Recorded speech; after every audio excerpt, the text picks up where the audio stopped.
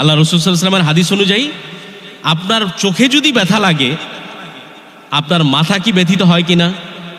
ব্যথিত হয় কিনা? আপনার মাথায় যদি ব্যথা লাগে, আপনার পায়ে ব্যথা লাগে কিনা?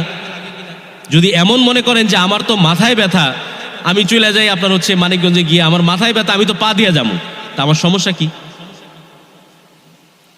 কিন্তু রাসূল সাল্লাল্লাহু আলাইহি ওয়াসাল্লাম বলতেছেন, যখন পৃথিবীর যে কোনো প্রান্তে একজন মুমিন যদি কষ্টে থাকে, আপনি সিঙ্গারের মুসলমান, আপনার হৃদয়ে যদি আঘাত না লাগে, আপনি পরিপূর্ণ মুমিন, কামেলে মুমিন হতে পারেন নাই।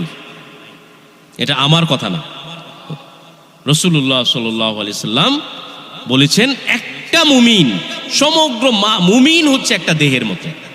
তার দেহের যে কোনো একটা যদি কষ্ট পায়, সেম ভাবে তার সমগ্র দেহটাই সেইভাবে